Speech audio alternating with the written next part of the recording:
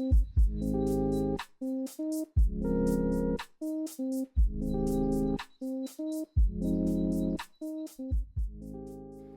everybody. Welcome to Almost 30 Podcast. Hi, everyone. How are you? It's Lindsay and it's Krista. We're here and we're so excited to be with you. This is episode like almost 700 at the show. Can you believe that? That is so crazy. The fact that we haven't been like, That's freaking crazy. Honestly, I talked about this, but since dating, it's like, to have someone have 1,000 hours of content of you is a problem. Mm-hmm. I remember when I was on the apps in LA, almost everyone that I would go out with would have listened to at least one episode. I'm like, what is that? Why do y'all have time? Why do you care? And then I was like, I need to take off the picture that shows me with a microphone, like a podcast. Dude, do you know what I mean? So true. I do feel like nowadays more people are that. So it's like there's so many more podcasters. We were OGs in the space. And so not everyone was doing it. And people were probably more curious. But yeah, man, it's like, I don't even know how I feel about it. But it is my life, and I'm grateful. And nowadays, I don't hide it. Like before, I'd be like, no, I don't want you to know about my what I do. I'm going to hide. And I'm like, why am I doing this? Who cares? I know. Who cares? They're going to find out sooner or later. I feel like guys, for the most part, are very like, they don't care. Mm-hmm. They don't, you know what I mean? They don't care. That's but maybe I guess what we do in particular is like very comparatively vulnerable. So it's just like, feels different.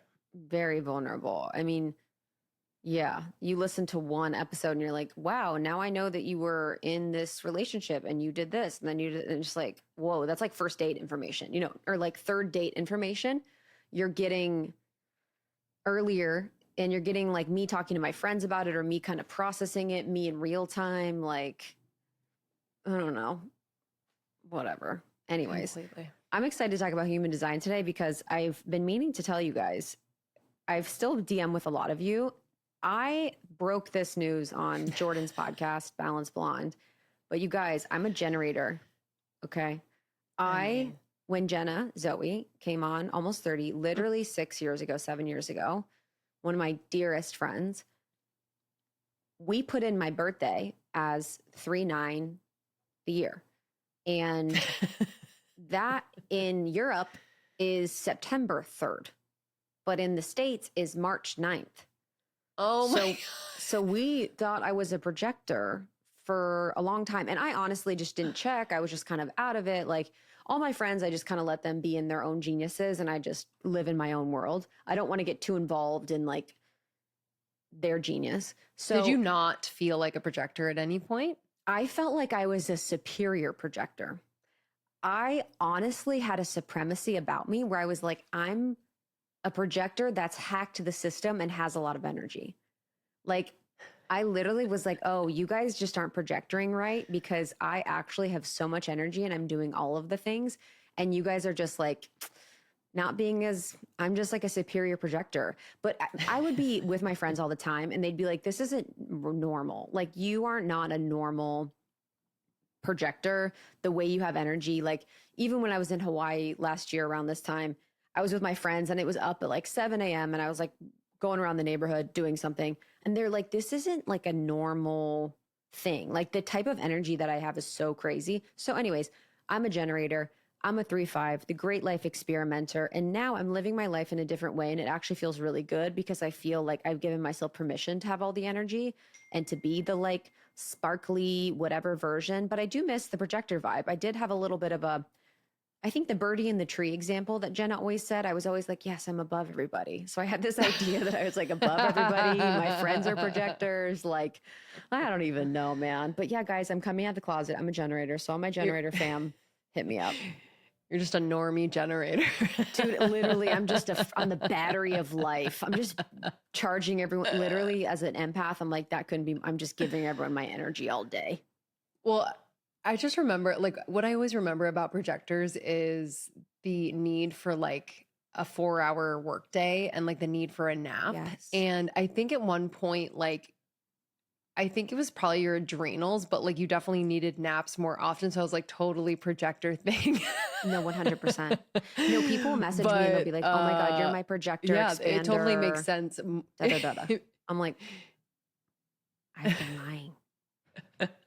It makes more sense.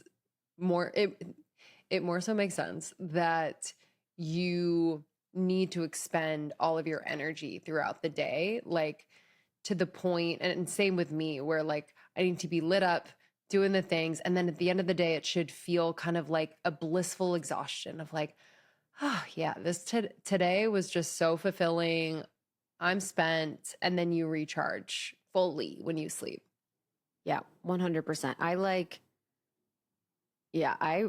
And I just, the amount of energy that I have is just insane for what I do. But I do feel like when my battery is done, I'm done and I need a break and I'm whatever. But I really like the 3-5 element, just being someone that's just, yeah, experimenting in life, kind of seeing what's possible or probable. So revisiting my chart now that I actually understand it, now that I see it more clearly, has been really fun and really beautiful, and kind of exploring it in that way. And we've talked about human design on the podcast a few other times in a few other episodes. We have older episodes on it. So if you're newer, we can, link those in the show notes as well. If you've never done your human design, highly suggest figuring out what you are to just gain a deeper understanding and clarity of yourself, and really just having fun with it, seeing what resonates and letting go what doesn't.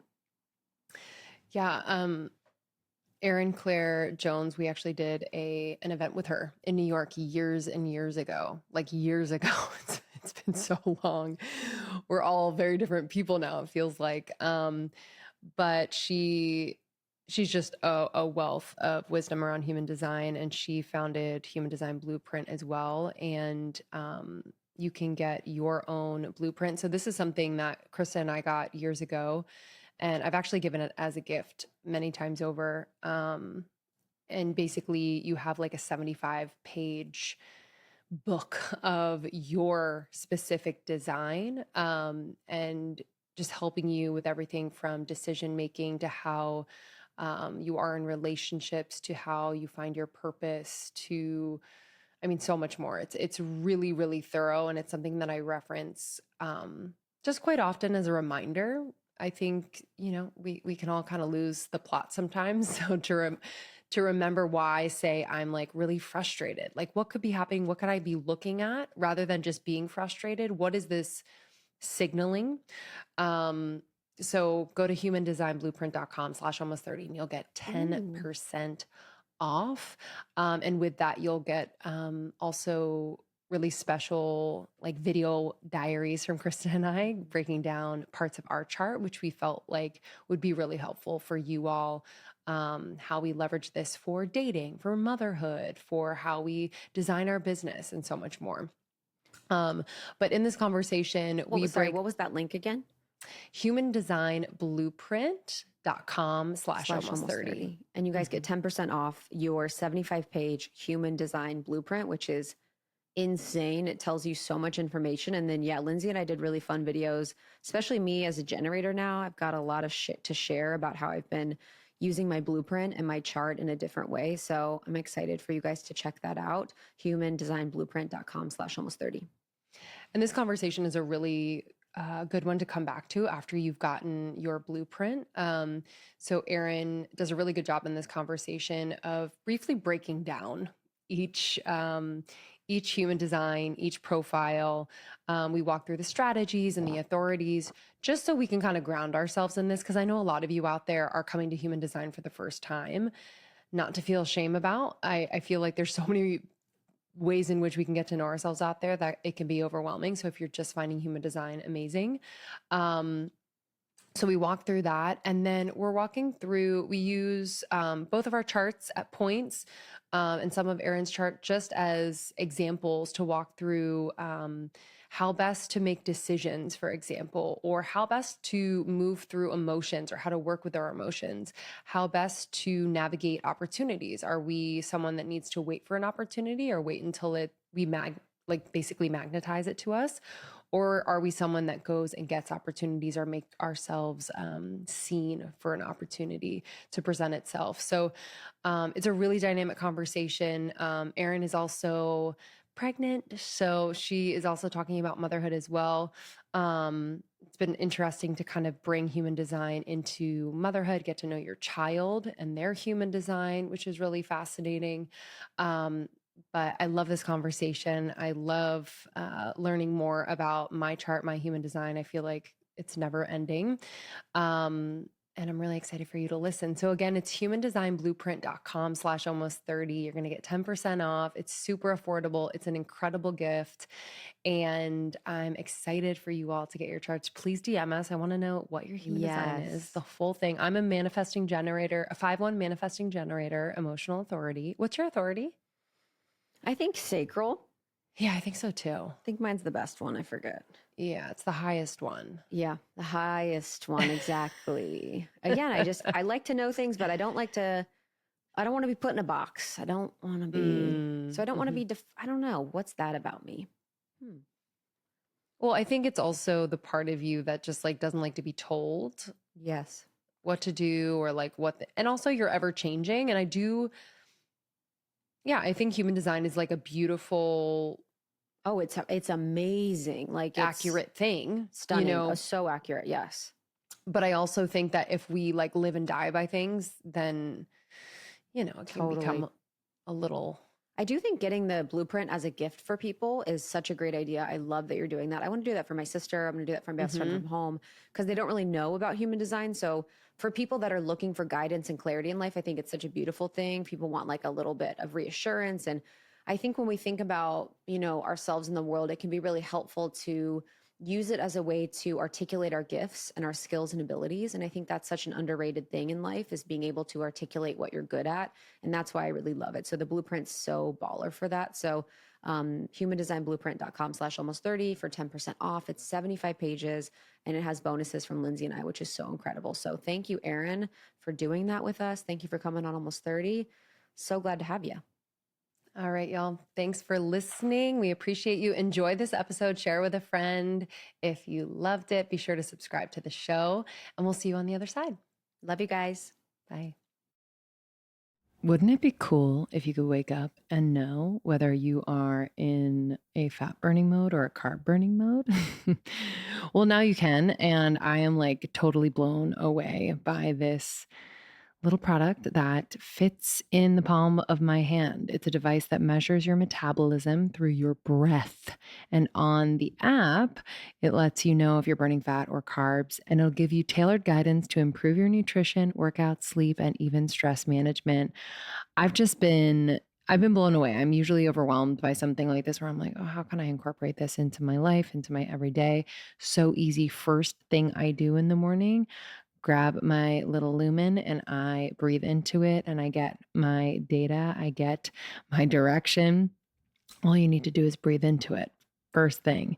I've loved getting personalized nutrition plans for the day based on my measurements. It's really helped me like not have to think about what I'm going to eat. It's really been so helpful.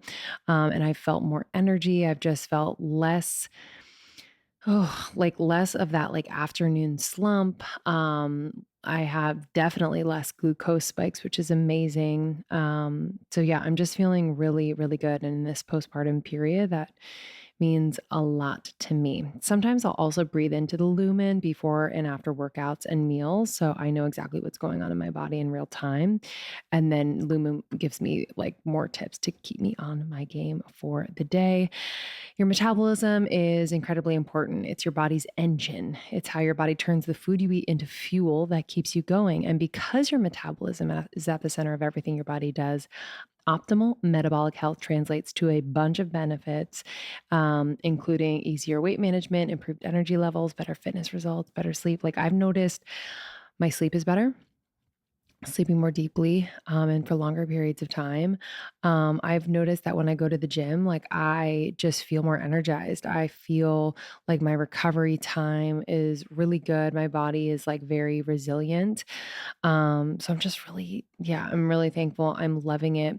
What I also love is that Lumen can track your cycle as well as the onset of menopause, and it'll adjust your recommendations to keep your metabolism healthy through hormonal shifts. I mean, how incredible that we live at a time when we have a product like this. So cool.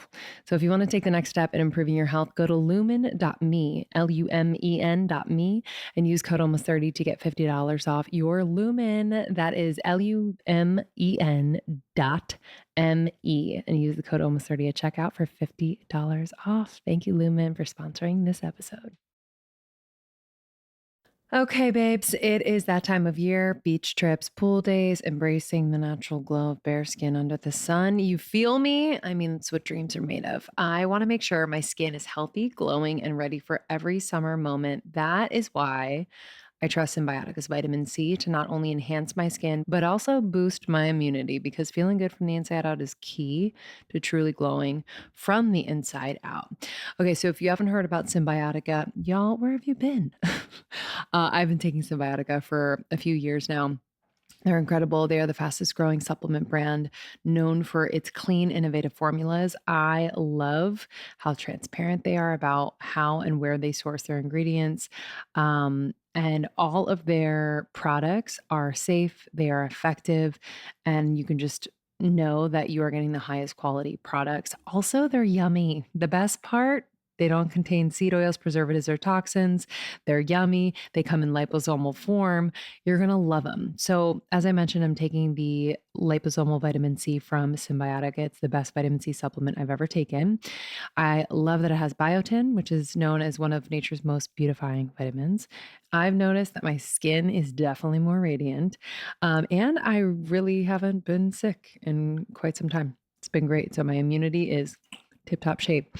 Um, what's really unique about this formula is that it comes in a liquid form, the liposomal form. So if you're like me and kind of hate taking pills, to be honest, this is an amazing alternative, and your body absorbs it better.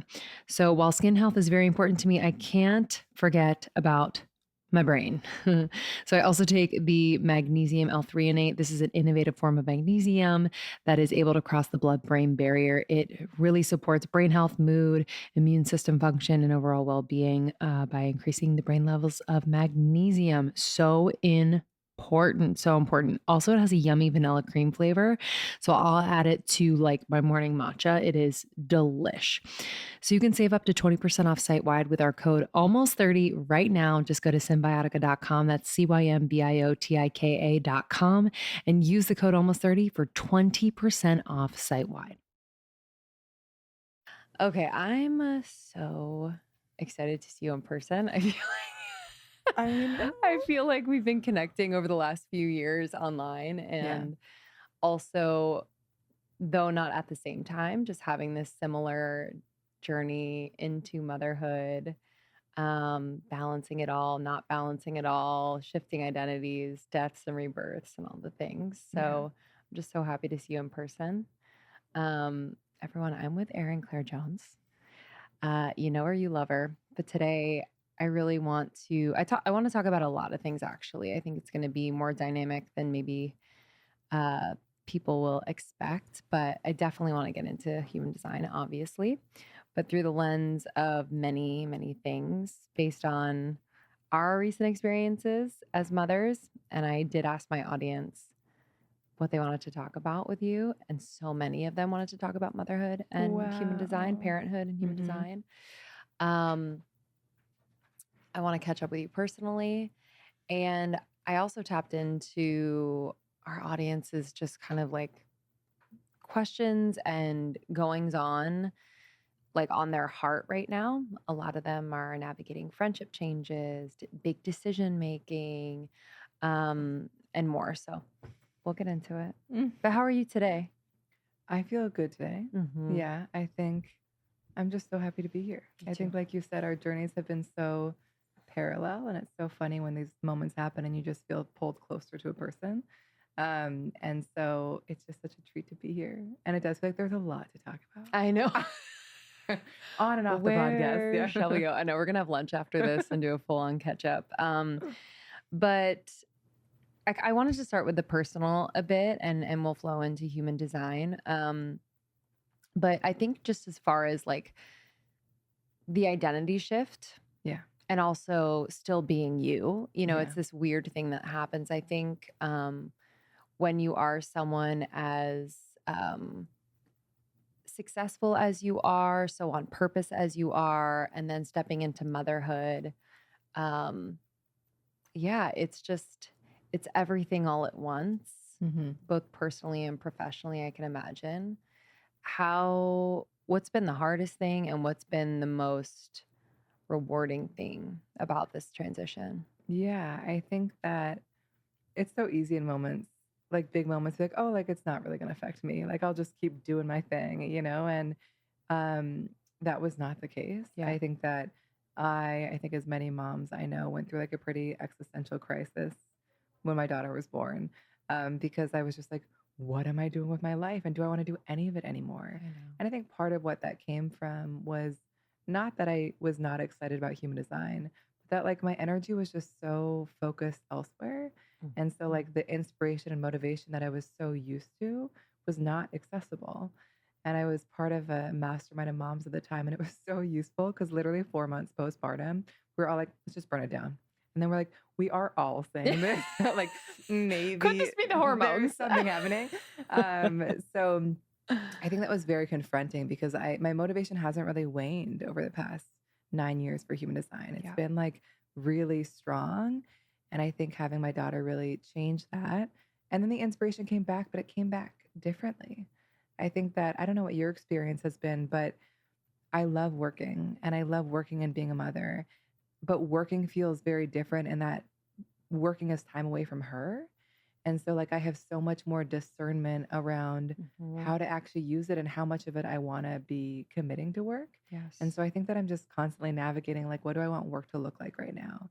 And so I feel like I didn't actually answer your question, but I think the most challenging thing was like the lack of inspiration, the lack of motivation, and just like the abyss that I felt that I entered into while also being like the most fulfilled I'd ever been in my life with my daughter. And I think the most positive transformation is it feels like I'm coming out on the other side with actually a lot more purpose because it feels like, oh, like I do love human design so much. And I actually feel motivated to share it in new ways with the world. And writing a book and all these things feel so aligned with that. And also I'm like, and there's so much more to me than my work. And I just can't wait to discover all the things. Like I feel like we sometimes forget that like if we're lucky, our lives will have so many phases and so many careers and so many iterations. And so I'm just like really in the discovery of that right now. Yes. But it's been honestly the best. I feel like parenting is hard and changes our lives in a lot of ways, but it's hard to remember life before in some ways because it's just like, I don't know, I'm having a blast. Yeah. How are you feeling? Same. What you said about how your energy is being directed elsewhere and that's why you can't access the inspiration that you normally would, that just hit me in a way that I'm like, I feel liberated. Yeah. Because there are so many moments where I don't feel inspired. I don't feel like I can tap into, kind of this creative well that I normally would be able to prior to having a child, prior to being pregnant. And yeah, I just want to speak to those out there that whether it's a pregnancy or child, or maybe it's something else that's pulling your energy. Yeah. Maybe you're in a new relationship.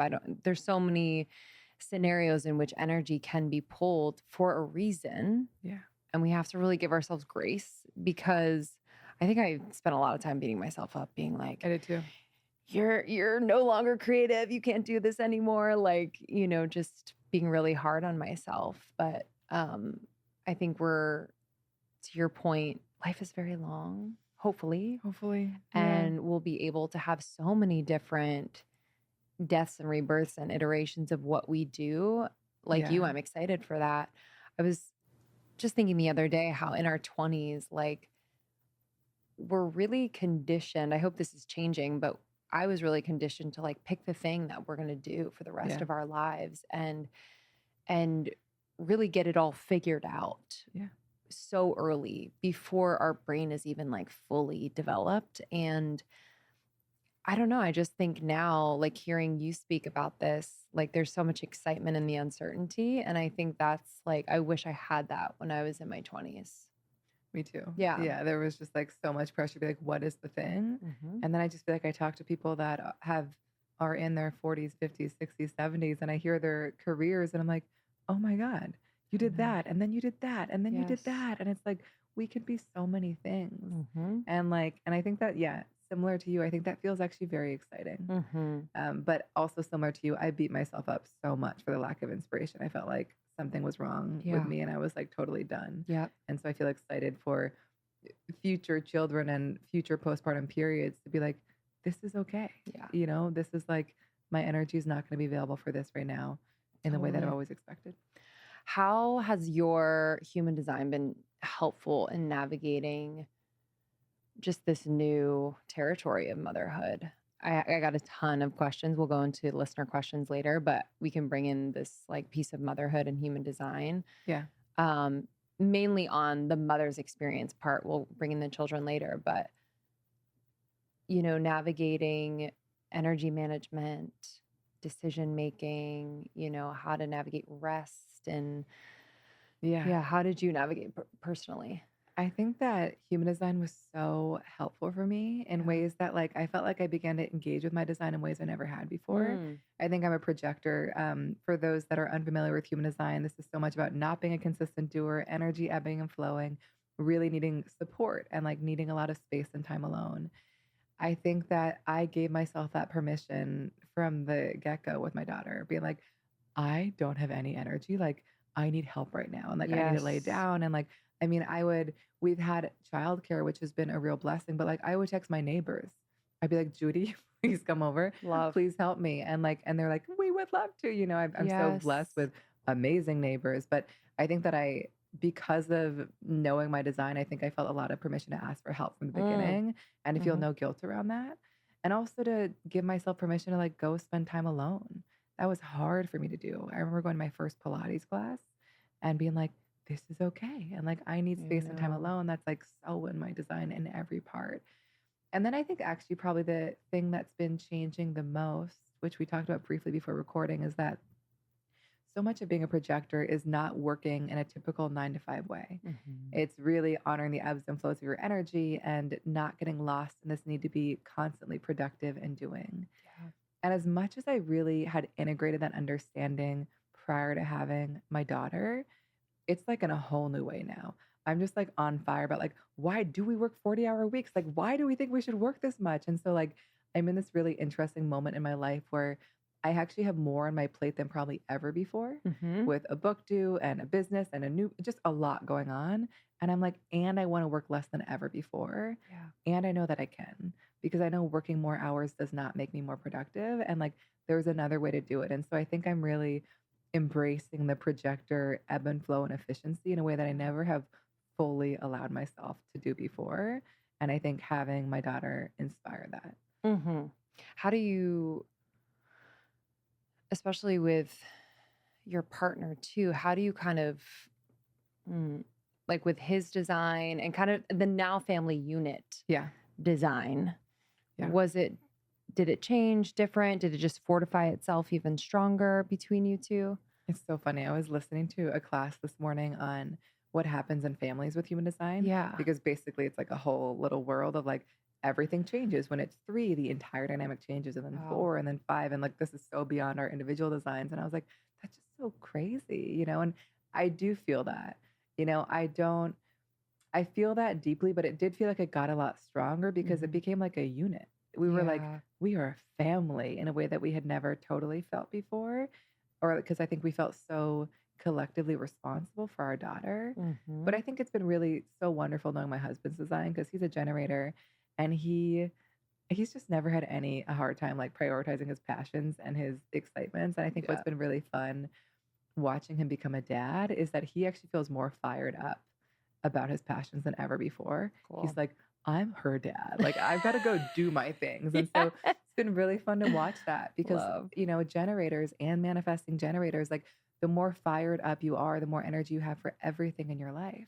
And I see so many generator and manifesting generator parents making themselves feel so guilty for creating space to do those things because they're like, it's taking away from time with my kid, but like it actually gives you more energy to then show up with your kid when you are able to make space for those things. So it's been really fun to watch that in him. She definitely unlocks something in him. Oh, I'm sure. Yeah.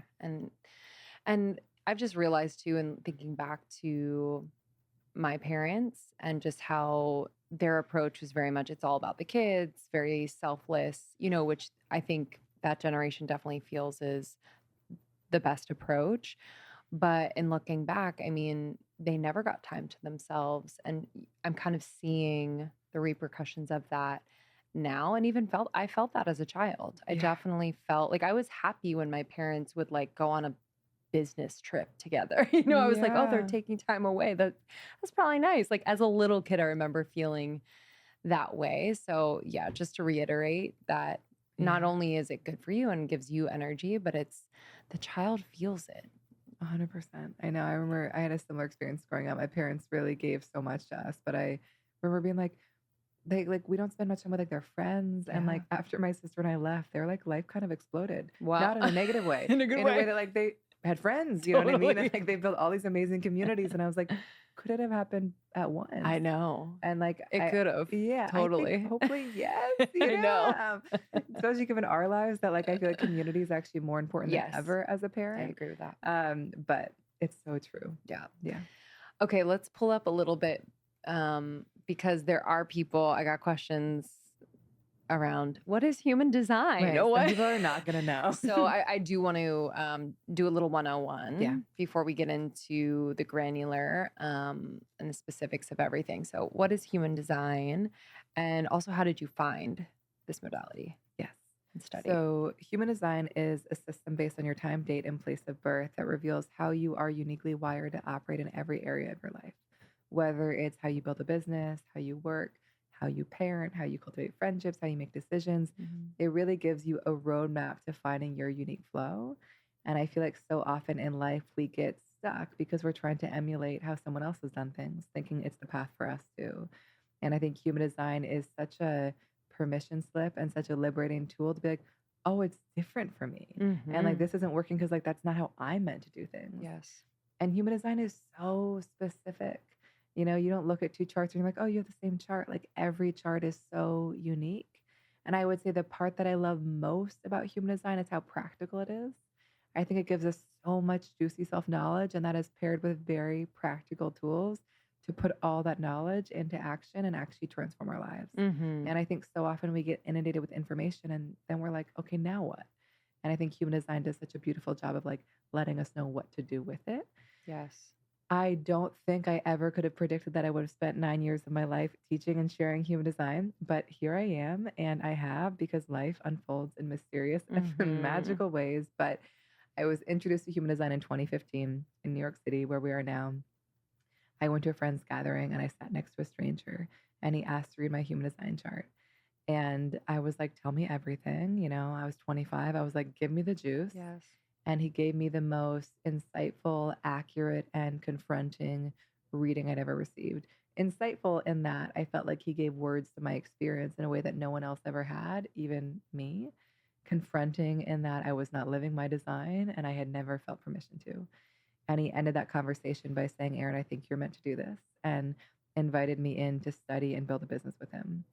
And that's how it all started. Wow. And my design is so much around being invited in. And so that was kind of like the ultimate invitation into human design that really began a journey. And it's been a pretty wild one. Yeah. I mean, you've built such an incredible brand and business, and I've learned so much. And anyone who follows you, I think just on the daily, learns so much in a very tactical way, like you said. So I wanted to ask about the way in which the uniqueness of a chart. So I think sometimes when people find modalities like this, they can take a label and like take it on as like more of like a blanket label. Like I'm a manifesting generator, And there are aspects of the overarching manifesting generator that I think I've taken on and taken as Bible, and then have yet to kind of go in and look at the nuance of my own chart. So, all that to say, I guess, where can people start Yeah. when they're looking at their chart? It's a great question. So the best place to start is your type. Mm-hmm. And it is basically going to let you know what your gifts are, challenges, how to kind of use your energy in the most effective way for you. Mm-hmm. And honestly, just knowing your type, which most people do, can be so transformative. Yes, I agree. And so knowing that there's so much information doesn't mean you have to dive into it. I think simplicity is often kind of the path to transformation more than trying to Mhm. memorize it all. But I would say type and then strategy, which is how you kind of create opportunities. So for you, it's about letting things come to you. And then authority, which is about decision making. Mm. I find that to be an especially transformative piece because we're making decisions all the time. Mhm. And I think so often get in our head around what we think we should do. And human design really returns us to what instinctively feels right and how to access that instinct. Mhm. So you're going to start anywhere, type, strategy, and authority. And if you're totally new to human design, you can look it up at humandesignblueprint.com/almost30. Yeah, we have I'm really excited. So we have I got my blueprint years and years ago, and I've kept it and keep referencing it as I've gotten older. I've given it as gifts, and it is 60 pages, 70 pages. Between 60 and 70, depending on your I mean, design. insane. So, and all about you. I love 70 pages about me. But I've learned so much. I guess, why is it that when people find human design, when I found human design, I was so not living my design I in a lot know. of ways. I was in some ways. Of course. But I guess, what is that? Is that societal pressures? Is that just how we are kind of grown up in the school systems and parents and I don't know, but I know. it's really interesting because most people I talk to, they're like, oh my God, yeah, I was so not living my design. I know it's fun because I do a lot of sessions with people that are older, and it's really fun for them to be like, yeah, I'm doing it. I'm living it. And I'm like, oh, Yeah. that's so nice. Because that was not my experience. Mhm.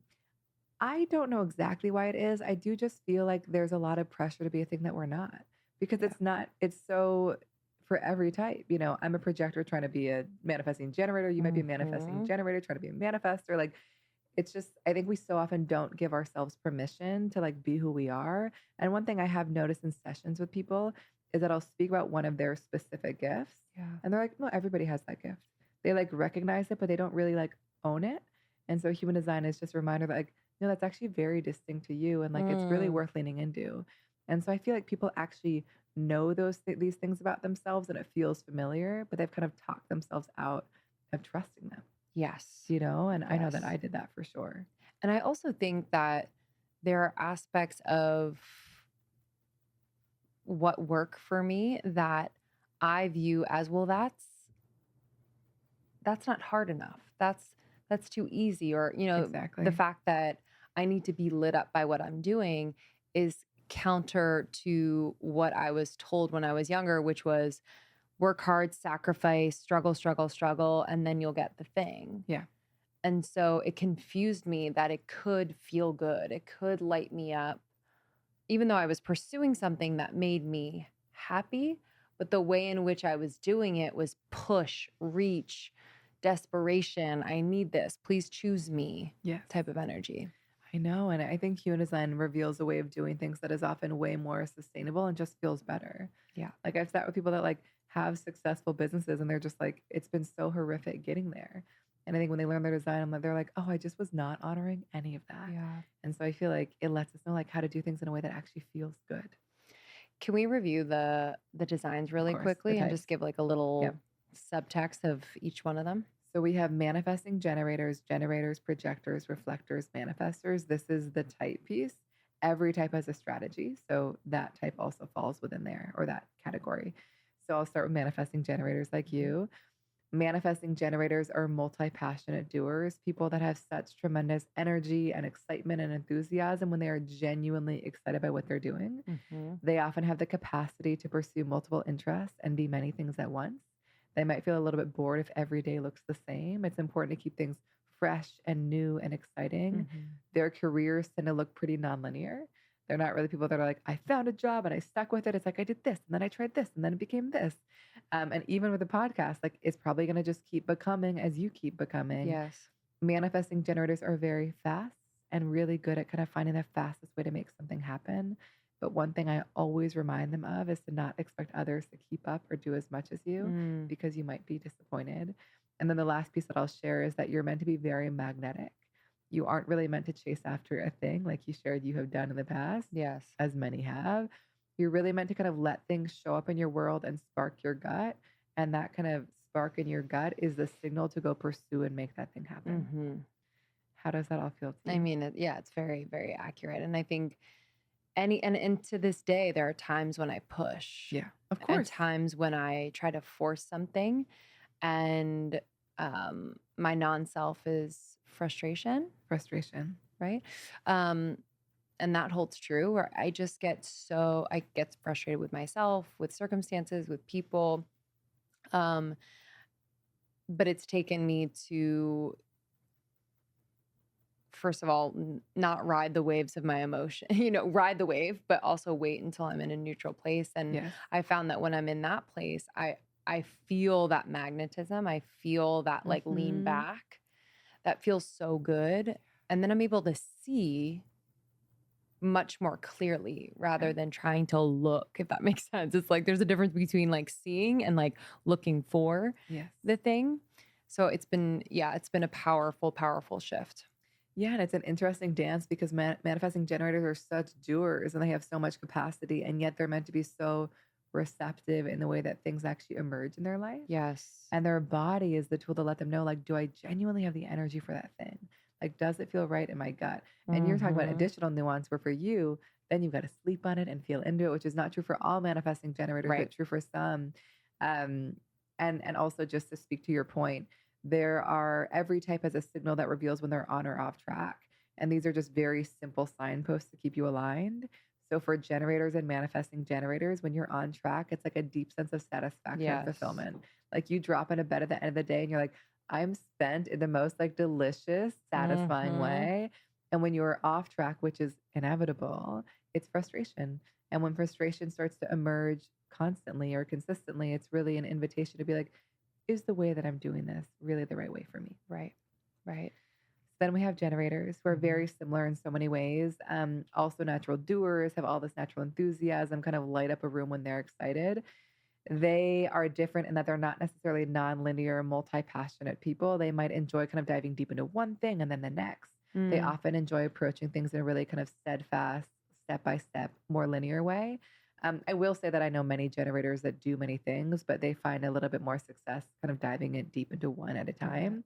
But some people even group these types together. That's how similar they are. But similar to manifesting generators, they're meant to kind of let things come to them, wait for things to spark their gut feeling before they go Mm. after them. And the gut feeling, just on that note, you said like the feeling in the body. Yes. That's how I feel it. So is that Exactly. what people are looking for? It's like Yes. that full body yes. Yes. Okay. It's like a very visceral belly feeling. And when it's a yes, it's like an expansion. Like your energy is like being pulled towards that thing. Yes. Whereas if it's a no, you could feel nothing. It could also feel like contraction. It could feel like your body's being pushed away or like kind of a sigh or depletion. Okay. And one really amazing tool for generators and manifesting generators is that the gut responds best to specificity.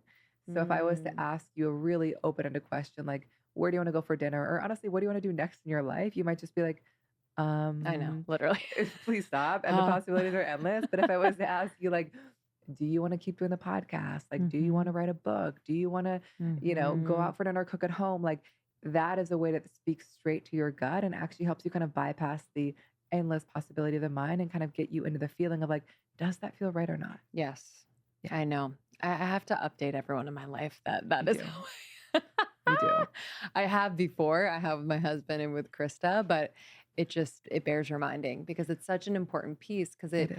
it honestly makes me feel dumb sometimes when I can't I know. think of an idea out of thin air. air. You're not meant to. I know. You need a thing to respond to. Like that's the whole thing. And I always remind generators and manifesting generators that if they don't know an answer in the moment, it's often not that they're indecisive or not that they're dumb. They're just not being asked in the correct way. Yes. And so really learning how to say like, it's not that I don't know, but the way that you're asking isn't really drawing it out of me. Like, can you give me options instead and like see if something is sparked? It's a great one. Okay. So then we have projectors. I Mhm. mentioned this a little bit earlier. I'm a projector. Chris is a projector. She actually found out she's a generator. No way. Isn't that crazy? So, we've been living a lie. Wow. It's crazy. That's Yeah. so But fascinating. makes quite a bit of sense. I do feel like I heard somebody comment once. They're like, she's like the most productive projector that I've ever met. Yeah. She's a generator. Wow. I know. Oh, Haven't been super public about it yet, but we're announcing it without her. It was so funny. I once like a human design reader bought a blueprint and I sent it back and she's like, this says like I'm a different type. And I was like, oh, like what's the birth information? We checked it. She's like, oh my God, like I am a human design reader and I've been like saying that I'm a projector the whole time. And she discovered she was a manifesting generator and she was so relieved. Wow. So wow. it's that can happen. Uh-huh. I'm so glad she knows Yep. that now. Wow. Oh my God. My mind is now blown. Okay. No. So not Krista, but you definitely have projectors in your life for those listening. Projectors are very natural leaders, teachers, guides. Their gift is not in how much they can do, but in how powerfully they see. They're very naturally sensitive to and attuned to people. So often coaches, teachers, CEOs, managers, where they're kind of in a position of stewarding and guiding others, often really good at asking the right questions. As projectors, our energy really ebbs and flows. So we are really susceptible, I know this deeply, to overdoing and basically trying to keep up with everyone around us. And so much of being a projector is allowing in space and rest and pause and just knowing that you're not your most effective when you're going. It's when you're rested and relaxed. And one thing I really discovered as a projector is that when I'm really trying to keep up, which I have for so much of my life, I think that it's so hard to connect to my gifts. And it's only when I'm rested and relaxed that my gifts actually emerge. And one thing to be aware of is that generators and manifesting generators often know when their energy's done. Like you've used it up and you're like, I'm done. Like I can go to bed. As projectors, we don't really have that instinct. So we just keep going. Interesting. And because we don't have this kind of like energy we have to use up every day. And so my husband has been so helpful to be like, why are you working? And I was like, that's a great question. I'm going to close my computer. I do not need to be working, Wow. So is there like an indicator? I think like exhaustion for sure, but Yeah. it's more just like that you're like, I've just got to keep going because I think that like doing more is better. And that's what I shared at the beginning is like, I still was believing that in so many ways. And now I'm just like, I have more to create than ever before. And I know that more hours is not the way to do it. Okay. It's working smarter and allowing in a lot more rest and a lot more space because that makes me so much more effective in the moments that I do work. And I think what I found is that when I keep pushing beyond my capacity, it's diminishing returns. Sure. It takes me like an hour to do a thing that would take me about maybe 3 minutes, So, and one thing that's really important for projectors is that we're here to be invited in. So we're not here to chase and force, but to see who really recognizes us and invites us and really kind of invites us to share our gifts beyond this capacity to kind of go. Okay. This was hard for me to learn as somebody who spent a lot of my life initiating.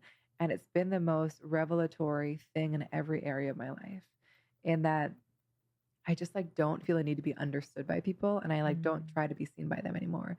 I know that the right people will see me and my friendships have changed. My relationship with my family has changed. I think in the business, it's been about just like making myself visible and just sharing and seeing who comes. And sometimes it's not who I want. I'm like, I wanted them to see me and they don't yet. And that's fine. Yeah. But I know that like as projectors, invitations protect our energy and make sure that we only share our gifts with those that are genuinely ready for them. Because when they're ready for your gifts, your energy can be so transformative for others. And so it's worth waiting for that moment. Yes. And to be off track is to feel bitter and resentful and like, oh, I have so much to share and nobody's asking. And to be on track is to feel success, which is going to be defined uniquely for you. But for me, it's been like, wow, I feel so recognized and appreciated and really kind of energized to do what I want to do with the world. Yeah. Clear? Yeah, that's clear. The waiting for the invitation, or I guess making yourself visible specifically, how have you done that? So I think that when I first started my first human design business in 2015 with the first teacher, we focused specifically on human design for business. Okay. And so we just pitched very individual businesses. I like didn't share anything on Instagram. Like I didn't come out with me doing human design. I was like, I'm going to reach out to these people. Right. It didn't go great. I walked away from that and then 3 months later launched my own practice focused on just sharing human design. And this time I basically made it my job to make myself visible, which was incredibly uncomfortable. And so I put it in my Instagram bio. I started sharing on Instagram, just like, these are the Mm, things I'm learning. This is what I'm studying. I started writing newsletters. I started sharing at cool. events. Like, I started being on podcasts, and like it just grew. And so I wasn't trying to like pitch or initiate a specific person. I was just trying to let myself be seen for what I cared Mm, about. And that has been the thing that has really allowed the invitations to come. great. And Yeah. actually, I worked with so many businesses now, but not because I reached out to them.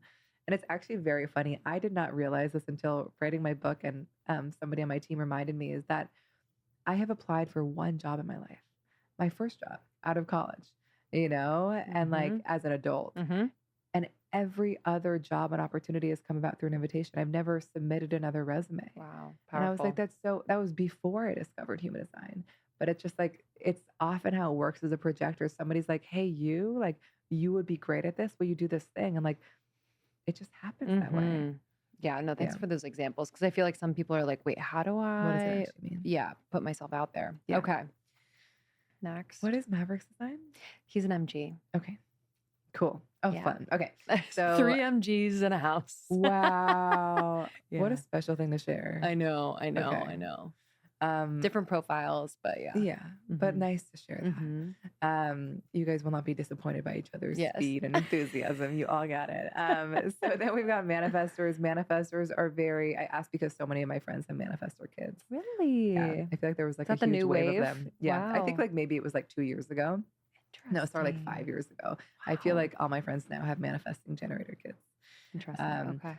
So manifestors are very disruptive, innovative people that are here to kind of get things started, get the ball rolling, like here to kind of create their own wave and like honestly follow no one else's path. Yeah. And so really giving themselves permission to be provocative and different and new.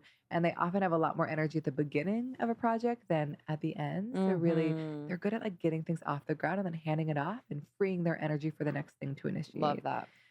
Their energy operates in creative bursts where they often are like super on fire for a couple hours, days, and weeks, and then kind of pull back and be alone. And then the fire comes back again. Wow. I think Victoria Washington has been on the podcast. Is that Mhm. right? I Mhm. remember working with her team, and she just like embodies her manifestor energy so beautifully, Yes. where it's like on and then like retreat and then like the fire is back. And like that's just so much of how it operates Yes. for Peter Kelly's manifestors. another one. Another amazing example. Like Amazing we'll example. disappear and then like the energy just comes back and it's a good reminder that like that can work. Yes. A core value for manifestors is freedom. So really considering how to build more freedom into your days, lives, and just weeks and all of it. And manifestors are here to initiate. They're the only type that are just here to kind of like go for it. They need no external invitation or thing to show up in their world. And I would say one more important piece for manifestors, which is an annoying one, is that it's really healthy to kind of keep people in the loop of the decisions they're making. Okay. Because if they go about initiating and don't inform people, people can feel very resistant or just kind of doubt them. Whereas if they just like give people a quick heads up before they do it, things operate so much more smoothly. Okay. And to be on track as a manifestor is to feel peace. Peace to pursue Mm. what you want, when you want, how you want. To be off track is to feel angry, disempowered, controlled, unable to kind of do what you want when you want. Okay. Powerful. Final type is a reflector. Do you know any reflectors? My sister's a reflector. No way. Yeah. Do you recognize it in her? I do. And I think often about she's a nurse. Oh, So it's a lot. yeah. But it's such a beautiful, like I realized like why we connect so beautifully as sisters is part of her reflector in her. But yeah. And Jordan younger. Yes. Yeah. Okay. But I don't know many. So reflectors are the rarest type. So that's why I asked if you knew any. They're about 1% of the population. These are people that are deeply sensitive to their space and always kind of mirroring back and magnifying the space that they're in. And so they, more than anyone, need to be very ruthless curators of where they're spending time and who they're spending time with because they're going to take it in. Which means that if they're in a space that feels amazing, it's like it's so amplified within them. Yes. If they're in a space that feels toxic, unhealthy, exhausting, they also feel that too. Reflectors are very fluid. They will have days where they feel like manifesting generators, like projectors. And so their job is not to expect consistency, but to really honor what feels like them that day, knowing it's always changing and evolving. they are so astute and so observant and so wise. And so they often thrive in places where their perspective is really valued and invited in. And they carry such a kind of objectivity. So as hard as it might be for your sister, there's also a real resilience for reflectors when they're really in Absolutely. alignment, where they can like let it go off them as quickly as it comes in. Yes. And they are meant to take a lot of time with decisions, move at their own pace. She does. Okay, She's always good. been known to take I a lot of love time, it. which is so cool. I remember sitting with a reflector client once in a partnership session. He's like, it took me a month to decide to buy the teapot. I was like, oh God, I love this. You know, his wife was like, but it's so nice to just know that like time and space helps them really drop into what's theirs. And to feel aligned is to feel surprised. It's like, what part of me wants to come out today? You know, this like sense of just like every day feels like fresh and new. Yeah. And to be off track feels like disappointment, which is often an indicator they're in the wrong space with the wrong people, feel unrecognized for the gifts they have to offer. Yes. Okay. This was a good refresher for me too. So, okay, the blueprint is kind of how I want to go through our conversation as well, because first of all, this blueprint has been, as I said, kind of like a little bedside Bible for me when I am feeling frustrated, when I am feeling like I am not feeling super connected in my relationships. I'm having a hard time making decisions. It is always where I go to be reminded of what is most aligned for me and what feels so good. And I just love the way it's set up, whether it's the suggestions or the practices. So where shall we begin with the blueprint? There's so much. I know there's so much. Where do you feel called? So, and the blueprint, what we say there's so much is it's so much about your design in there. Yeah. And I love that you said that quickly, because I think when we're out of alignment or feeling frustration or resistance in some way, it's so powerful to return to our design, to be like, oh my God, obviously in the wrong space. I'm chasing after a thing. Like it just lets us Yes. know why in a way that's really powerful. So I would say a place that we could go is how you make decisions. Yeah. Because it's simple and so useful. So for you, I'm going to talk about you as an example. You know, you're really meant to, and you referenced this earlier, you have a very strong gut feeling, but you're not really meant to trust it in the moment for the big decisions. So it's best to give yourself a beat to just kind of let your emotions settle and see how you feel the next day or the day after. Right. There are some people that are meant to be very fast and super spontaneous. They're meant to kind of talk things out. But for you, it's just like feeling into it. And I think you articulated it pretty perfectly earlier, where it's like things just clear. I think I have a very similar one to you in that, like, in the moment, we kind of like have a little pinhole of what's happening. And then as we give ourselves space, like the whole picture emerges and we're like, oh, I see why.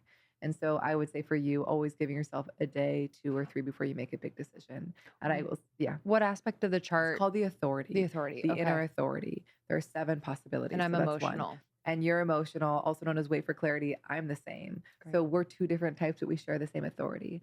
So you'll start to see that type is one piece and then it kind of starts branching out.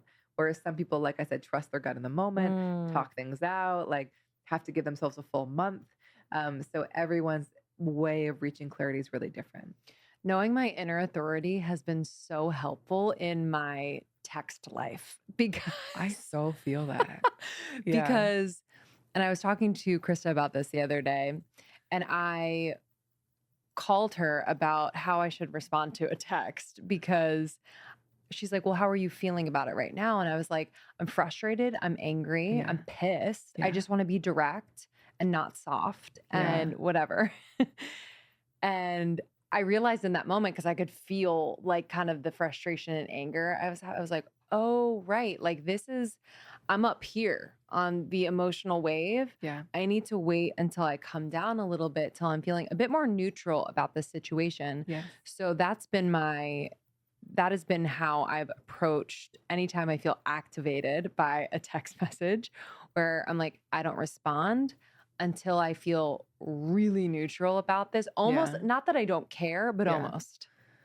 Almost. Yeah. And well, I think it's when the charge has disappeared. Yes. I think, and I think, again, you articulated it perfectly. And that part of why this is true for us is that, like, we are deeply emotional people with like highs and lows. And I would say that's very intense in your design because you've got strengths that are just like about your powerful emotions and moodiness sometimes. Yes.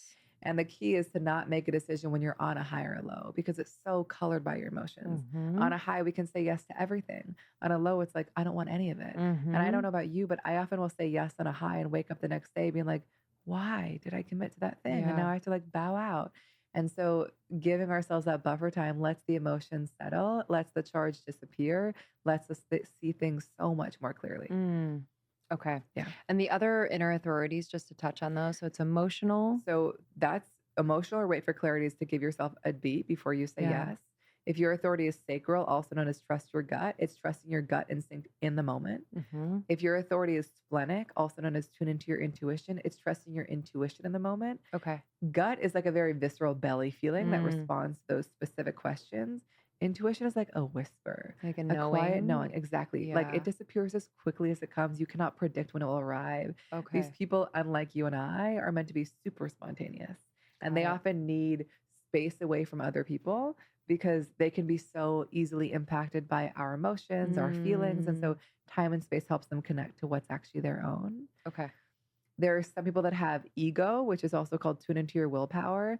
And this is all about making decisions based on what you desire. Like, do I want this? Like, am I actually motivated by it? Like, is my heart actually in it?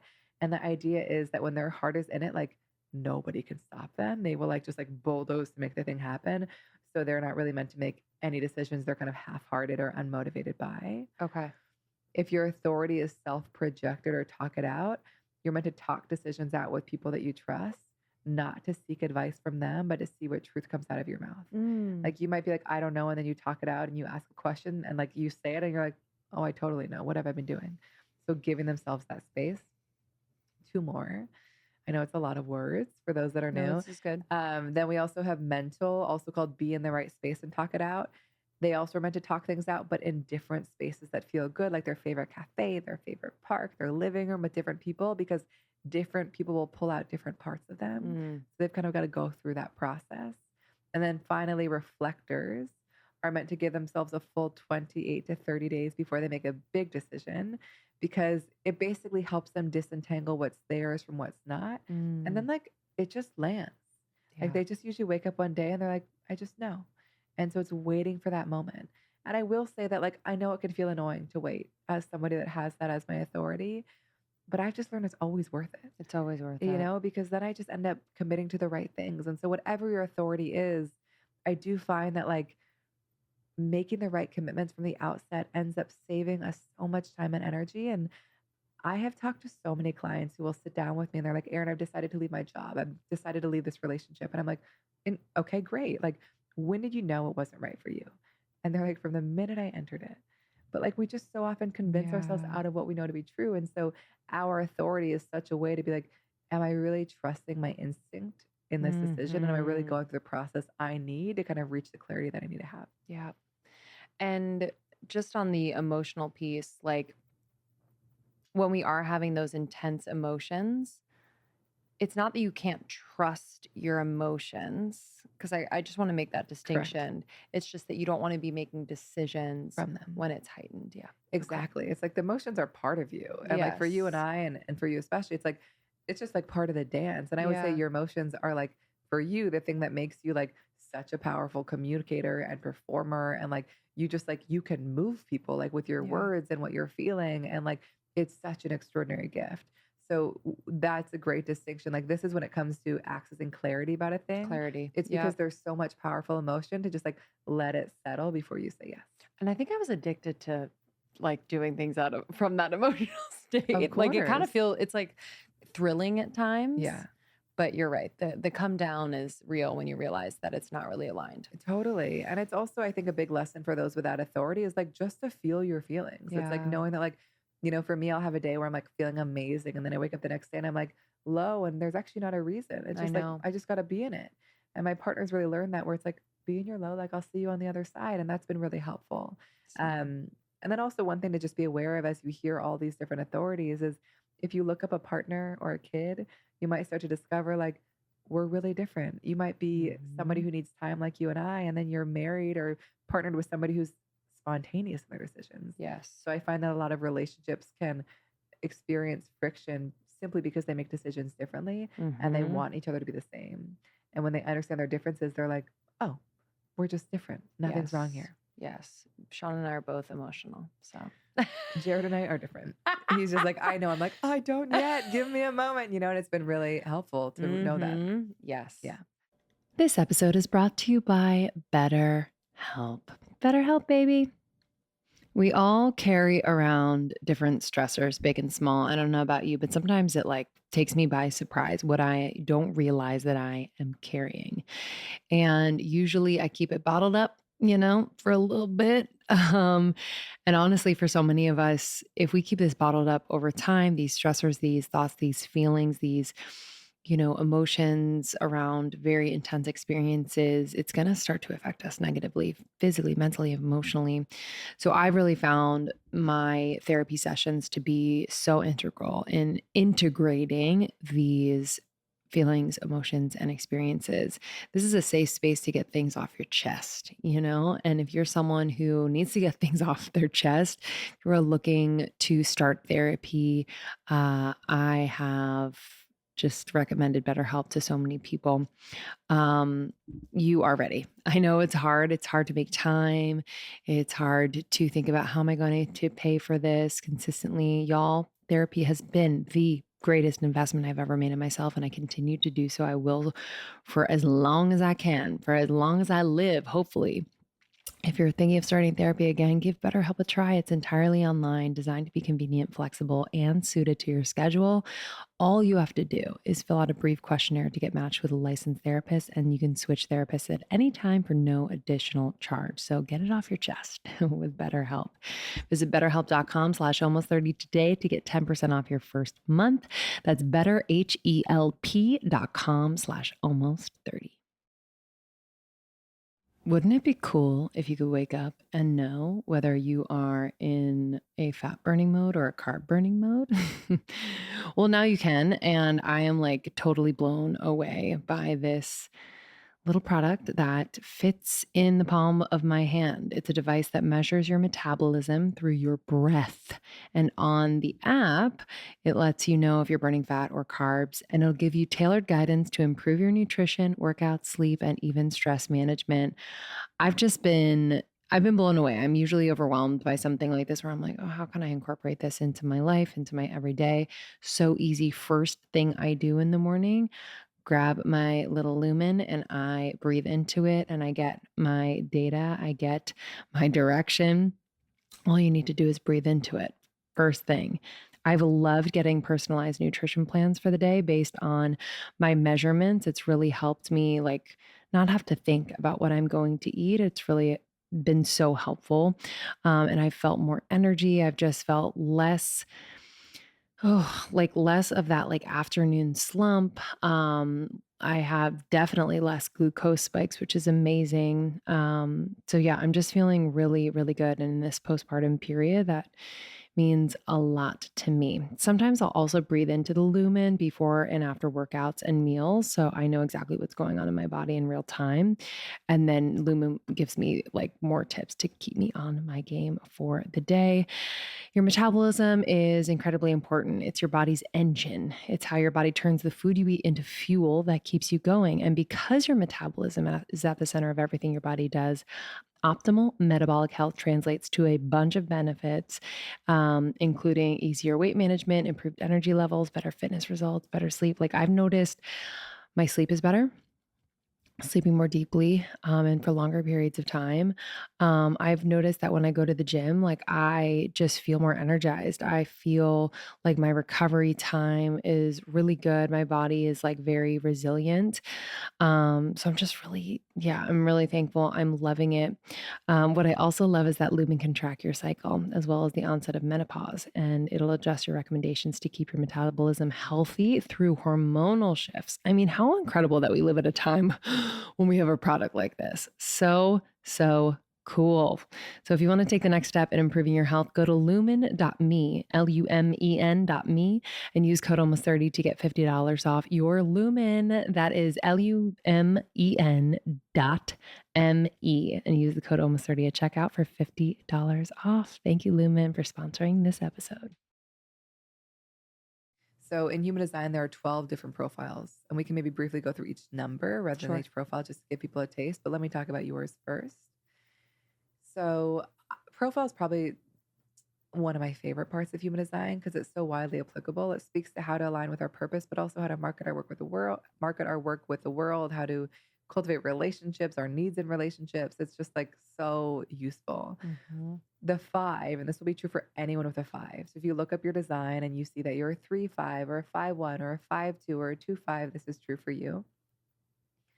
You're somebody who's here to have a big impact, obviously, but also somebody who is meant to be a little bit like edgy and provocative in the way that you see the world. You're not really here to be like, say things the way that others have said them. Mm-hmm. You're also a very natural problem solver, really good at kind of seeing new solutions. But I would say a big lesson for you is to not try to solve all the problems and get Yeah. clear on like which ones you actually feel equipped to solve. One thing that 5s can struggle with is that because you can have such a big impact, you can also have this like very mesmerizing energy where people can see a lot of things in you that like you could be this or you could be this and put you Yeah. on a pedestal or want you to like help them in some way. And so it's really important for you to just stay really rooted in your gut and make sure that you are not getting swept away with what others want from you and getting really Mm-hmm. connected to like, does this actually feel like me? And I would say an ideal relationship for you, marriage, friendship, is one where you just feel like a lot of space to keep becoming because you're very fluid. And if No. somebody wants you to like be in a box or stay the same, like they're going to be disappointed. Yes. I had a student who once told me that he is a 5-1, and he was like, whenever I met somebody new, important in my life, I would basically show them all the parts of me. You know, be like, okay, I'm a mom, like I'm a musician, I'm doing, because he was just like, I just need them all to know that there's so much to me more than like what they're Mm-hmm. going to expect. Yes. How does that one? Yeah, it totally lands. And I think for me, it's been super important to communicate this with Krista, to communicate this with Sean. Like, I think in the business sense with Krista, in the past, I felt like only being defined and or in the almost 30 box felt um confining to like all the other things that I do want to do. And Yeah. almost 30 is a huge part of it. But I think just feeling like it was the only during a short period of time, Yeah. I was really unhappy. And it's not Totally. because I wasn't in love with the work. It was just like, no, but I also have other things that I want to do and express and be. Yes. And so it's in recent years, it's been so beautiful to kind of both give each other permission to do that, Yeah. but especially me, just kind of take that initiative and Yeah. give myself permission has been super, super liberating. And then just in the personal relationship, it's been important for me to show all sides of me. So yes, I'm going to be fluid and do many different things in my life, but also it's been important to show like, you know, the messy parts of me, that just every Totally. aspect of the diamond that I am. But it's Yeah. like, it's really important to Sean that he sees the parts that I kind of want to hide, to be honest. Totally. And it's brought us closer. Yeah. It's just increased the trust between us, the respect, the deep love. And I've just learned a lot about intimacy in that way. Like that is true intimacy. I love that so much because I do think, especially with 5s, there's such a tendency to put them on a pedestal. Yes. And like, and then people become disappointed with them because they discover they're human. Mm-hmm. And so I think just being proactive about being like, there are just so many messy parts of me and I can't be on a pedestal, I think is Yes. so smart because it's really just being so clear in your communication and who you are. So I think that's, Completely. yeah. The 1, and this will be true for 5-1s like you, but also 4-1s, 1-3s, and 1-4s, means that there's a very natural investigative nature to you. Like you are a learner, you're a Mhm. researcher, you're like a dive deeper. Like you're just here to go and like learn and really understand how things work. And it's so important to carve out space, especially as a new mom, and also maybe it's particularly hard as a mom, but to just carve out space to learn. Yeah. You know, and you're somebody who thrives when you're like, I've gone deep and I know what I'm talking about. Like my foundation is strong. Mm-hmm. It also means in your relationship with Sean, like having a really strong foundation. Like you're such an inquisitive person, have so many questions, to have a partner and friends that just like let all the questions come because they understand how important it is to like feel foundationally strong and secure. Yes. And then I would say for your career, for anyone with a 1, your curiosity is your compass. And so if you're in a place where you no longer care about mastering that thing, it's often a signal that there's something else to explore. Got it. Okay. Yeah. Yeah. I love research. I mean, motherhood as a whole. Such a rabbit hole. I'm of like, let me research. research, like, even just introducing foods. Totally. I'm like, on the whole ancestral tip, and I'm like making freaking pate, and I'm like, you know what I mean? Like, I'm just, why am I making this? Why is it good for, it's just, Totally. but I love it. It really lights me up. Yeah. But I think what I struggle with is carving out the time to go deep Of into course. it. And also one thing I would say for you, and this is like a little bit of a deeper area of your design, is like in terms of the way that you learn, it's not always about like carving out a moment to be like, I'm going to go study. Like, it's just like you learn well when doing other things. So it actually might be more effective when you're like walking and taking Maverick for like a stroller nap to be like, I'm going to get in my podcast and just like listen. So it's like more kind of being out in the world and doing other things is actually a really great way for you to take in information. Okay, great. Okay, let me just briefly talk about the 2s, 3s, 5s, 4s, and 6s. So for anyone with a 2, 2 4s, 2 5s, 5 2s, 6 2s, very hermetic, really good to have time and space alone. Like I shared as a new mom, having that time for myself as a 2 was so important. I think I would have felt more guilt about it than I have. And also as a 2, you just bring these very innate gifts to whatever it is that you do. So really leaning into what comes innately and easily. Like for me, I have taken every possible human design course I could find. And also like the way that I shared is not at all what I've been taught. And that's been a big lesson for me. Like, that's okay. Like, what is the way that feels the most natural to me? Do you know Maverick's profile? I'll pull it up. I'm just curious. 3s are 3 5s, 3 6s, 1 3s, and 6 3s. Very experimental people that learn by trial and error, throwing it against the wall, seeing what works. Mistakes and failures are part of their process. Like everything that doesn't work brings you closer to what does. My daughter has a 3, and it's been helpful. Just like I can tell her, and she's young now. It's like I can tell her what's going to work, but like she's actually got to try the thing for herself, discover it works. And my husband has this, and it's been really helpful to know that about him as well. So I would say embrace the mistakes and failure. They're part of your journey. There's like they are the things that contribute to your wisdom and your experience, and you're really meant to kind of share your stories and experience with the world. Then we've got 4s, 4 6s, 4 1s, 1 4s, and 2 4s. These people really, community's everything. Opportunities come through community. So I would make sure that you really cultivate your relationships. It doesn't have to be huge, just the right ones. You might find that you date somebody who was a friend first, introduced to you through a friend.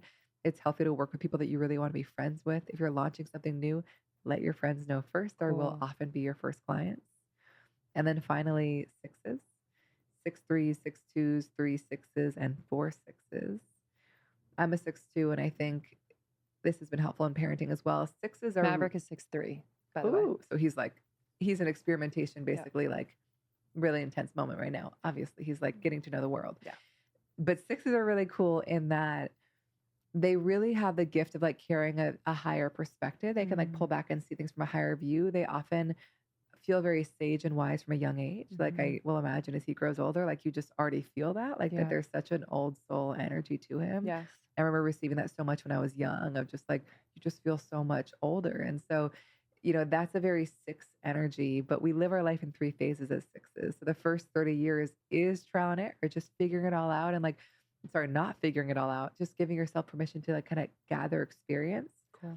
30 to 50 is really time to kind of integrate all that you've learned and find yourself with new wisdom and just kind of like really finding a little bit more stability in your life. And we are meant to hit our prime when we turn 50, which is not about waiting for anything, but more that you just become such an embodied source of authenticity and wisdom that like your presence just inspires other people. So no phase is better than the other. It's more just trusting that it's meant to keep getting better and better and better. And for my clients that are in their 50s, 60s, 70s with 6s, like there's such a gravity to their energy. When they're around, everyone's like, what do you think about this? So it's been really fun to experience that. But I experienced a very marked shift at 30. My life really changed. Wow. Okay. I'm going to keep that in mind. But like, what a great time of just like trying new things right now. Yes. Trying mom's liver pate. Okay. Okay. Thank you for that. Because that is super helpful. And so in the blueprint, I mean, it's extensive what you talk about with Yes. the profiles. Yes. And what the blueprint will go through is obviously all way more in depth than we're talking about now and way more than we're talking about now. But it'll talk about like the combination, like what does it mean to be a 5-1 specifically or 6-2 specifically? Because like, you know, if you were listening with a 2-4, I said that you're a hermit and desperately need community. Like you have these two seemingly opposite yet equally important parts of you that need to find balance. So I think our profile often reveals in some ways contradictory parts of ourselves that need Right. to be balanced. Like for you as a 5-1, like you're here to be like out there having an impact and sharing your ideas and solutions. And you also need a lot of time to nourish yourself with new information and things to learn. Okay, great. Okay, there's so many places we can go. There's so much. Maybe okay. one more. Yeah, or do you one want more. Let's do one more. Okay. Mhm. Let's talk about definition. Great. Because I find that you have a really interesting one. And one Okay. thing that is really just a little tidbit for you guys, Lindsay has like a remarkably similar chart to my daughter. And so I remember like always looking at her chart. I'm like, is she going to be Lindsay? Like, I mean, it would be amazing, you know, but it really blows Wow. my mind. Okay. So definition, I feel like is a really like overlooked part of our chart. It's a part that speaks to how we best process information. But people don't often talk about it, yet it's so useful. Okay. There are 5 definitions. You are synthesizing, also called triple. It basically means that you're somebody who needs to move your energy around. I'm really curious how this has been. I mean, I guess you were talking about the stroller nap, so you know this, but like, Yeah. it means that you might feel a little bit trapped or confined if you're in the same space with the same person all day, every day. Not because anything's wrong with that person, but because you need movement. Yes. You need new energy, new spaces. And like you often thrive when you have like different spaces and people you're interacting with throughout the day.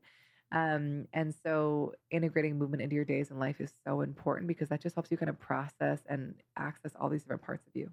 What's interesting is that I've had to push myself to do that, Yeah. you know, where once I am doing that and I'm moving the energy and I'm in different spaces, I realize that I feel so much better. I feel so much clearer. I feel so much more energy. I feel just more like myself.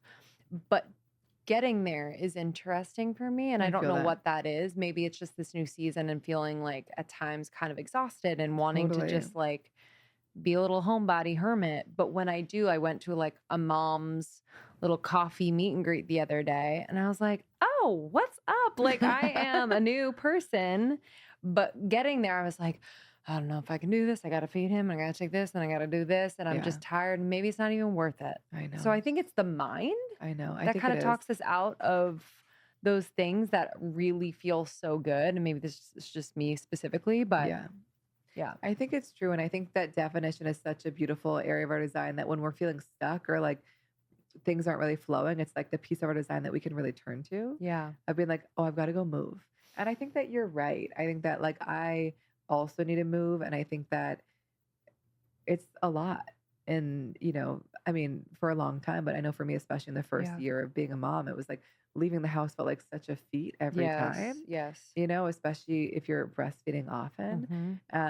So I so feel you on that. And is working out, like moving your body, like all of Totally. that. Okay, cool. Yeah. Yeah. And you've got so much energy in your design that like you got to just move it. I know. You know? What's yours?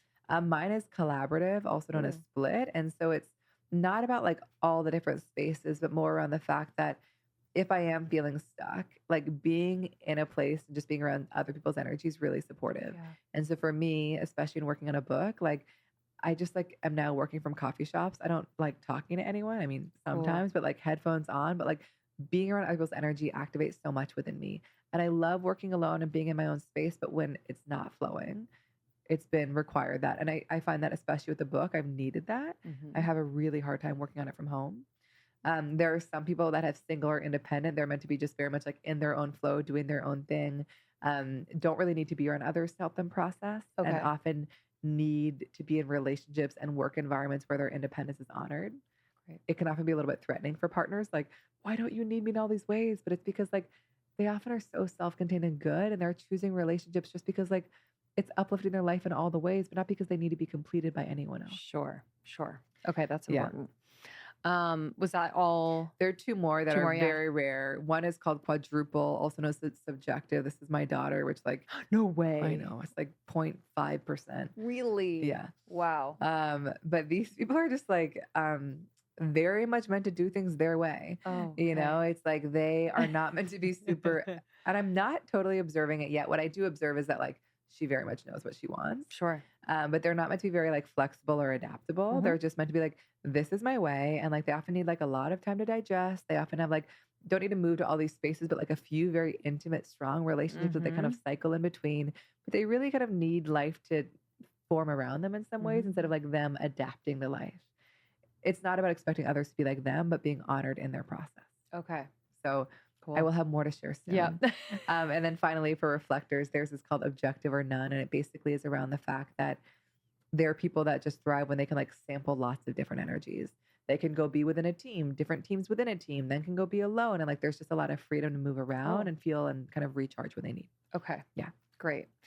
Um, I did want to ask just specifically to our audience, Yeah. I feel like a lot of people are wanting to find their purpose, Hmm. but get confused as to what that means for them specifically. Yeah. I think some people think that, well, it should be my job. Like my job should be my purpose. And I think sometimes they get confused by, what it looks like. And does this fit into either my life or society? It's just like, it's kind Totally. of a very nebulous thing where you're like, what is my purpose? For me, I'm like, feeling like motherhood is my purpose in such a big way. But what does that mean? Is that enough? Like, who validates that? No, you know what I mean? So I would love to just end with a little HD purpose moment. Yeah. I would say that our design is a really powerful tool to know how to align with our purpose, not to have some stranger tell you that this is it. Yeah. Because like if I look at your design, like you're meant to have many different purposes over the course of your life. And when you can get the most taken off track is if you need to find one. Yes, yes, Like for yes. you, it's about like, this feels like it's bringing me the most purpose right now. And like, it might be different in 6 months or a year. And so I Mm-hmm. love hearing that it's motherhood and that will probably keep evolving and changing as you do. Obviously, that's always going to be a big part of it. So I find that so liberating of like, there's not one thing to find. So Yes. I think our design lets us know what is the path that we can walk to feel aligned with our purpose. And like, I know for me, it has led me to human design, and human design is one of my many purposes. So I think it helps you know, like, how can you feel aligned in the moment? Mm-hmm. And for me, my experience of that is like when I feel purposeful in the moment, like that's enough. And then I think my human design is a way to like keep letting that change, Yes.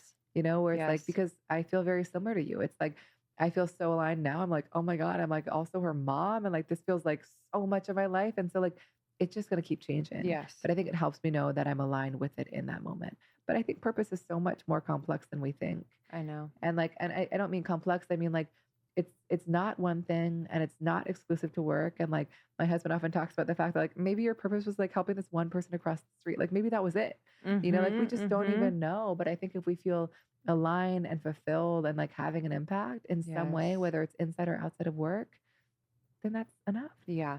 You know? Yeah, it's like the day to day has many purposeful moments. And like Totally. it feels really good to recognize those rather than being like, am I fulfilling my one purpose? Right. And like, and there is a part of our design that can speak to like our grander purpose. It's called our incarnation cross. But like, it's a hard piece because it's not actionable. It won't tell you how to get there, Mm, I think our profile is actually the most powerful tool in your chart to know how to align with your purpose. okay. Like for you, it would be asking yourself the question, what is the thing I want to learn everything about? Pate, Yeah, and it's bad. obviously I will now become a pate teacher, who knows? And also, what are the problems that I want to solve? Like, what are the things that I want to Yeah. offer kind of a unique, edgy perspective on? Mm-hmm. Whereas for me, the purpose question with the 6-2 is very much like, what is the thing that feels the most natural and innate to me right now? And also, what is the thing that I want to offer a higher perspective on? Like, what do I want to step back and observe and see in a new way? Beautiful. And like, that Yeah. keeps changing. Yeah. Yeah. Giving all of us permission to change. But I think the blueprint for me has helped me to navigate change in a Yes. whole new way. Yes. That's been so helpful. Okay, we could talk for hours. I'm really excited for our audience to get their blueprint. Yeah. So humandesignblueprint.com/almost30, code almost 30 for 10% off. Mhm. I love giving these as gifts. So They yes, are get it for kind of the best yourself. gifts. It's the best. Just recently gave it to my sister. It's like my go-to birthday gift. It's super powerful. My sister printed it out. She was like, I'm reading it at the coffee shop. Like I'm loving learning so much. And it is such a beautiful, unique gift and people will love it. Again, 70 pages about you is I mean, awesome. come on. Who does not want like an operating manual to your life? It's really, really, really powerful. So get yours and DM me. I want to hear like how you're using your blueprint. Yeah. Both Krista and I have ours and use it on the regular. I'm so thankful that you came in person. I know it's a journey. She lives in paradise in the Hudson Valley. Yeah. In the middle of nature. I love coming to the city because I live in the woods. Coming to the city. Yeah. What is that like? I mean, I moved out of the city, 2.5 years ago after being here for 10 years. I think that I love it. I mean, we've it's different. You know, I don't see any other houses. Like we have a horse, we have dogs. It's like my daughter's growing up in a really different environment, but the city's also right here. Yeah. So I will say that like my love for New York City has not diminished. But when I come back, I'm like, this is amazing. And then within 24 hours, I'm like, I must go back to the woods, you know? So I love it. I think we'll spend more time here at some point in the next couple of years. But the balance of both is pretty magical. Oh, yeah. That's my dream. I tell my husband probably every week. I mean, I'm like, you need to come up and I will sell you on where we live. Done. Because I have sold many. Done. Yeah. All right. Love you dearly. Thank you for this. Of course. All right, y'all. We'll see you on the next one. Love ya. Bye.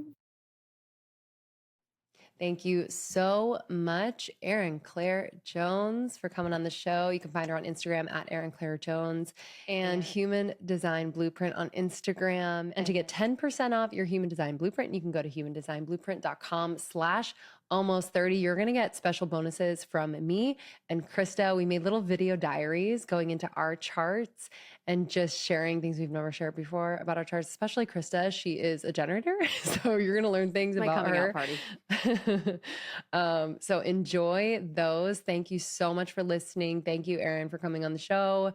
We love y'all. Go to almost30.com as well. Learn more about Almost 30 there. Follow us on Instagram and TikTok at Almost 30 Podcast. We love you guys. Thank you for subscribing, rating, and reviewing, for loving us for so long. We appreciate you. We'll see you on the next one. See ya. Bye.